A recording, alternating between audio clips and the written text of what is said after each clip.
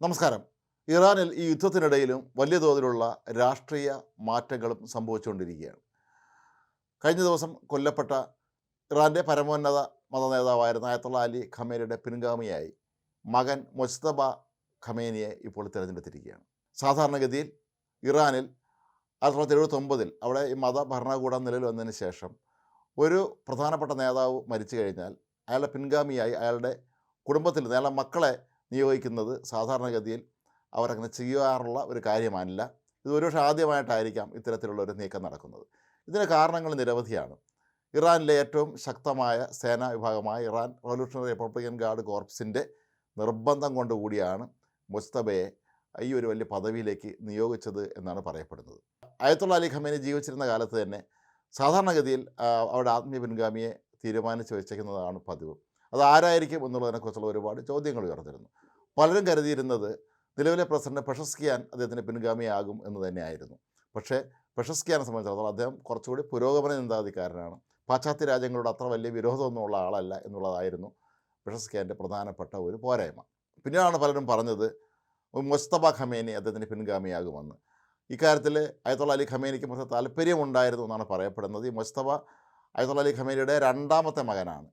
പക്ഷേ മുസ്തബയെ സംബന്ധിച്ചിടത്തോളം അദ്ദേഹത്തിന് ചില ന്യൂനതകളുണ്ട്. ഒന്നാമത്തെ കാര്യം, ഇദ്ദേഹം ആത്മീയ മേഖലയിൽ പ്രവർത്തിച്ചിരുന്ന ഒരാളെ ആയിരുന്നില്ല ജീവിതത്തിൽ ഒരിക്കലും. കൂടാതെ ഇറാനിൽ ഒരു ഔദ്യോഗിക പദവിയും അദ്ദേഹം നിലവിൽ കൈയാളിയിട്ടുമില്ല. അപ്പം അങ്ങനെയുള്ള ഒരാളിനെ രാജ്യത്തെ പരമോന്നത മത നേതാവെന്ന് പറയുമ്പോൾ ആ രാജ്യത്തെ പ്രസിഡൻറ്റിൻ്റെ മുകളിൽ ഉള്ള ഒരു പദവിയാണ് ഇത്. രാജ്യത്തിൻ്റെ എല്ലാ കാര്യങ്ങളിലും തീരുമാനമെടുക്കുന്ന നിർണായക സമിതികളുടെയൊക്കെ അധ്യക്ഷനാണ് ഈ പരമോന്നത നേതാവായി വരേണ്ട വ്യക്തി. അങ്ങനെയുള്ള ഒരാൾ ഒരിക്കലും ഒരു മുൻപരിചയമില്ലാതെ ഒരു വ്യക്തിയെ ഈ പദവിയിലേക്ക് എങ്ങനെ നിയോഗിക്കും എന്ന ചോദ്യവും അവിടെ ഉയരുന്നുണ്ട്. പക്ഷേ ഇറാനെ സംബന്ധിച്ചിടത്തോളം അവിടുത്തെ മതഭരണകൂടം ഒന്ന് തീരുമാനിച്ചാൽ പിന്നെ ആർക്കും അതിനെ എതിർക്കാൻ കഴിയുകയില്ല. എന്നാൽ മുസ്തബ ഖമേനി ആകട്ടെ ആൾ ചില്ലറക്കാരനല്ല. അദ്ദേഹം വലിയൊരു വ്യവസായിയാണ്. സാധാരണഗതിയിൽ ഇറാൻ ഔദ്യോഗിക മാധ്യമങ്ങളൊക്കെ എപ്പോഴും പുറത്തുവിടാറുള്ള വാർത്തകളിൽ നിറഞ്ഞു നിൽക്കുന്നത് ഖമേനി കുടുംബം ലളിത ജീവിതം നയിക്കുന്നവരാണ് എന്നാണ്. എന്നാൽ ഈയിടെയാണ് ബ്ലൂംബർഗ് ചില ഞെട്ടിക്കുന്ന വിവരങ്ങൾ പുറത്തുവിട്ടത്. അതനുസരിച്ചാണെങ്കിൽ ഖമേനിയുടെ 4 ആൺമക്കളും ശതകോടീശ്വരന്മാരാണ്.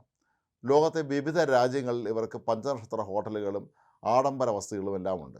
മുസ്തഫ ഖമേനിക്ക് ലണ്ടനിലെ ഏറ്റവും സമ്പന്നരായ വ്യക്തികൾ താമസിക്കുന്ന മേഖലയിൽ ഒന്നിലധികം കൂറ്റൻ ബംഗ്ലാവുകളുണ്ട് എന്നാണ് പറയപ്പെടുന്നത്. പക്ഷേ ഇതെല്ലാം തന്നെ ലണ്ടനിലുള്ള ഒരു വിവാദ ഇറാൻകാരനായ വ്യവസായിയുടെ പേരിലാണ് ഉള്ളതെന്നാണ് പറയപ്പെടുന്നത്. അയാൾ മുസ്തഫയുടെ ബിനാമിയായി പ്രവർത്തിക്കുന്നതെന്ന് പറയപ്പെടുന്നുണ്ട്. അതുപോലെ വിവിധ യൂറോപ്യൻ രാജ്യങ്ങളിൽ മുസ്തഫ ഖമേനിക്ക് പഞ്ചനക്ഷത്ര ഹോട്ടലുകൾ ഉണ്ട് എന്നാണ് പറയപ്പെടുന്നത്. അതിലൊരുപാട് വ്യവസായ സംരംഭങ്ങൾ ഇയാളുടെ വകയായിട്ടുണ്ട്. അപ്പോൾ അങ്ങനെ നോക്കുമ്പോൾ മുസ്തഫ ഖമേനി എല്ലാ കാര്യത്തിലും ഒരു വ്യവസായ കണ്ണുള്ള ആളാണ്, അത് കച്ചവട കണ്ണുള്ള ഒരു വ്യക്തിയാണെന്നാണ് നമുക്ക് മനസ്സിലാക്കേണ്ടത്.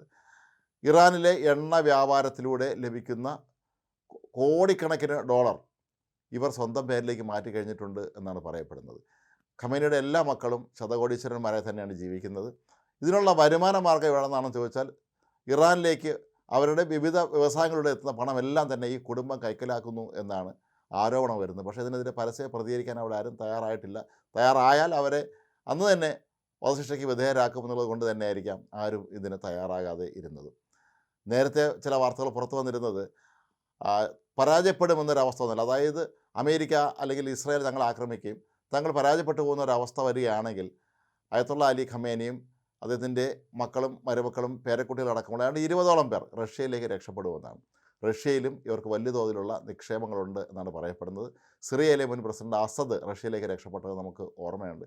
അസദിനും റഷ്യയിൽ ആയിരക്കണക്കിന് കോടി ഡോളറിൻ്റെ ആസ്തി അവിടെ ഉണ്ട്. അതുകൊണ്ട് അയാൾക്ക് അവിടെ പോയി സുഖമായി ജീവിക്കാം. അതുപോലെ ഖമേനിക്കും മക്കൾക്കും എല്ലാം തന്നെ റഷ്യയിൽ ചെന്ന് സുഖമായി ജീവിക്കാം എന്നാണ് അവർ കരുതിയതെന്നാണ് പറയപ്പെടുന്നത്. പക്ഷേ അപ്രതീക്ഷിതമായ യുദ്ധം ഉണ്ടാവുകയും ഏതാണ്ട് ഇറാനെ വളഞ്ഞു വയ്ക്കുന്നൊരവസ്ഥ ഇപ്പോൾ നിലവിലിരിക്കുക ചെയ്യുമ്പോൾ അവിടെ നിന്ന് വിമാനത്തിൽ ഒരിക്കലും ഖമേനിക്കും കുടുംബത്തിന് രക്ഷപ്പെടാൻ കഴിയുകയില്ല എന്നുള്ള അവസ്ഥ എത്തുകയും പിന്നീട് ഖമേനി അവർ വധിക്കുകയും ചെയ്തിട്ടുണ്ടായിരുന്നു. അപ്പോൾ ഏതായാലും അയത്തുള്ള അലി ഖമേനിയുടെ പിൻഗാമിയായി വരുന്ന വ്യക്തിക്ക് ഈ ആത്മീയ പാരമ്പര്യമില്ല, അതല്ലെങ്കിൽ നേരത്തെ ഏതെങ്കിലും പദവിയിൽ നിന്ന് പരിചയമില്ല എന്നുള്ളത് കൊണ്ട് തന്നെ എത്രത്തോളം കാലം ഇതിങ്ങനെ മുന്നോട്ട് കൊണ്ടുപോകാൻ കഴിയുമെന്നുള്ള സംശയം പലരും പ്രകടിപ്പിക്കുന്നുണ്ട്. മാത്രവുമല്ല, യുദ്ധം നീണ്ടുപോകുമെന്ന് പറയുമ്പോൾ അമേരിക്കയുടെ ശക്തമായ ഇടപെടലിനെ തുടർന്ന് അവിടെ ഒരു ഭരണമാറ്റം ഉണ്ടായാൽ പിന്നെ മുസ്തഫയ്ക്കൊന്നും അവിടെ നിലനിൽക്കാൻ കഴിയുകയില്ല എന്നുള്ളത് ഉറപ്പാണ്. അമേരിക്ക ഒരുപക്ഷെ ഇവരെല്ലാവരെയും പിടിച്ചുകൊണ്ട് പോയി ജയിലിടാനുള്ള സാധ്യതയുണ്ട്, അല്ലെങ്കിൽ വധിക്കാനുള്ള സാധ്യതയുണ്ട്. ഇസ്രായേലും ഇക്കാര്യത്തിൽ വളരെ ശ്രദ്ധയോടെ തന്നെയാണ് കാര്യങ്ങൾ കൈകാര്യം ചെയ്യുന്നത്. ഖമേനിയുടെ പിൻഗാമിയായതിൻ്റെ മകനെ നിയോഗിക്കുമ്പോൾ എത്രത്തോളം കാലം ഇയാൾക്ക് ഈ രാജ്യത്തെ വിജയകരമായി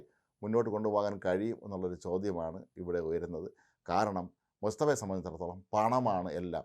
ഖമേനിയുടെ എല്ലാ മക്കളെ സംബന്ധിച്ചിടത്തോളം അവർക്ക് പണമാണ് ഏറ്റവും വലിയ കാര്യം. എങ്ങനെയും പണമുണ്ടാക്കുക എന്നുള്ളത് മാത്രം ചിന്തിച്ചിരിക്കുന്ന ഒരു നേതാവിനെ പിടിച്ച് രാജ്യത്തെ പരമോന്നത നേതാവാക്കുമ്പോൾ എന്തൊക്കെ സംഭവിക്കും എന്നുള്ളതായിരിക്കും ഇനിയുള്ള ദിവസങ്ങളിൽ ലോകം കാണാൻ പോകുന്നത്.